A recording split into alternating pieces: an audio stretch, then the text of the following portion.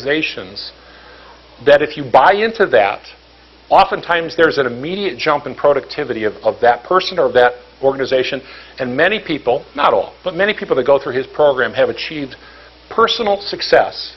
And that could be business success, could be in a personal life that they didn't think they could reach before. He epitomizes to me this idea of somebody who has passion, for the organization.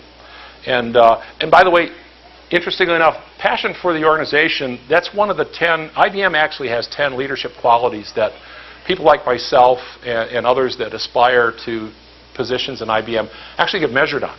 And we have to measure ourselves, and it's part of our annual review process. And it's very, that idea of self-introspection and where you are against these happens to be 10 leadership competencies, we call them,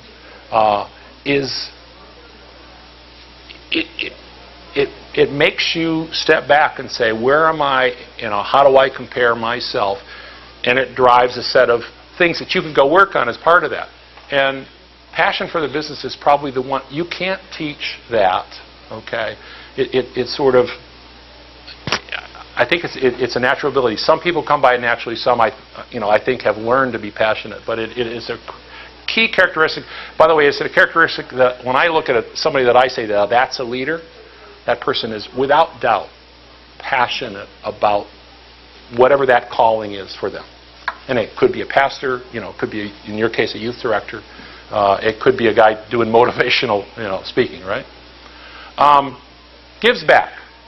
Now, this one you don't see on a lot of lists, and it's part of why I'm here today. And frankly, it's part of the expectations of my company. By the way, not to say, Dave, you need to go out to Houghton College and talk to some students. But it's this idea of I've been privileged over a number of years to have some experiences. Those experiences have some measure of value to others that may not have that experience. How do you take that and impart that such that, again, you grow, the organization grows, or in this idea of mentorship, I probably am mentoring, rough numbers, about 20 people right now. Well, how do you mentor 20 people? Well, it's not every day, and it's not, some of them I only talk to maybe once every 6 months.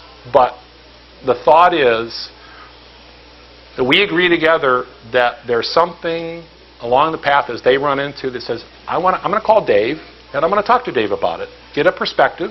I encourage them, by the way, to have more than one mentor. And so I would tell you, most of you would tell me if I got to know you, and you would open up and actually talk, unlike you're reticent to do right now, that there's a person or two that you really look to when you have a tough decision or something's coming up that you need to talk to.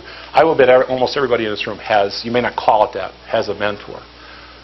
If you think about your career, both now and even when you get to be my age, surround yourself with people who you respect, who you think will add value in terms of their advice and counsel, who will listen as well as talk, okay, and who can help guide you through that decision-making process. There isn't any stronger role that I have than being a mentor to some what I hope to be up-and-coming leaders in the IBM company. And, who knows? Maybe a future chairman of the IBM Corporation is in this room that I don't know about. So I try to treat every moment like that as, hey, I'm going to be working for this person someday. And I've actually had that happen in my business life. Is somebody that I mentored, I went on to work for. And what am I going to do to help them be the right kind of leader that I'm privileged to work for? So mentoring and this idea of give back. And I didn't want, I thought it was a bit of a cliche, but lead by example. I have this thing with my employees, and I really try to be honest about it. It says, I will never ask you to do something I'm not willing to do myself. And in fact, oftentimes do it myself. And I have a small team of people, and I will tell you, I load them up. At any point in time, I give them twice as much work as any person could possibly get done. When I do that, am I just because I'm a mean, overbearing boss? Why do you think I would do that? Why do you think I'd give somebody twice as... You probably think that of your professors, right? Don't you know that I have 5 other classes? You know, you think, you know, you have... Anybody here have a professor that you thought that they didn't... They were giving you 5? Okay, you won't have to say because, okay. Some of them are here. Okay. Now, what does it force a person to do if they've got more work than they could possibly get done? Work hard.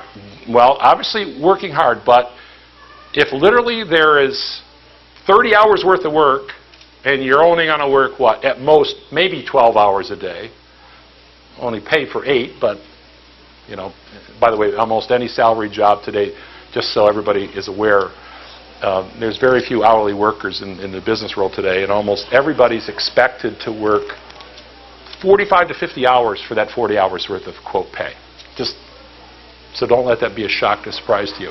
Some organizations, it's more than that, and it tends to fall, the worst part of that falls on newbies, on I'll call it the new generation coming into the business. Some businesses call them associates or whatever. And I think that, you know, the worst offenders of that are our consulting, the consulting world. Senior partners, you know, work hard, but they're the brains. The ones that are generating a lot of the work happen to be the associates that don't get paid as much but work lots of hours. But if you are given that kind of workload, though, it's not like you can get it all done. You can't get it all done. So what else? It does force you to work hard because you do want to impress the boss and do well. What else does it force? Yeah. Prioritize. Exactly. And do you think the ability to prioritize is a leadership skill? It absolutely is, because most leaders, what I would tell you, the crush of their time is beyond what any normal, rational person can do. So it forces them to prioritize. It forces them, when you get those challenges are also often complex. A good leader can, with a laser beam almost, sort through all of those complex issues onto what is the real core here, and prioritize around their time and their team's time around that core thing or things, okay? Because you have this other stuff that's happening around it. How do you sort through that? Prioritization is probably one of the most difficult skills. And by the way, I haven't learned it yet. I'm still struggling with prioritizing my time. And how do I spend my time wisely? Because time, in the end, the most valuable commodity you will have in the business world is your time. And the thing that companies will pay you for is your time, and how you use it to benefit them, or if you're in your own business, to benefit your own, profit and loss, your own balance sheet. Okay, that is, it's all about time and how you prioritize time. All right, I've talked enough. I have, and we're almost out of time, and you haven't asked as many questions as I thought, because I didn't think I'd actually get through this chart. I would like to leave you, and then we can ask us whatever questions you want, with 2 things that I have been personally motivated with over time. The first one is a quote by a guy named Charles Mayo. Does that name sound familiar to anybody? Anybody heard of Charles Mayo? Charles had a brother, actually. Anybody heard of the Mayo Clinic? The Mayo Clinic. Charles and his brother started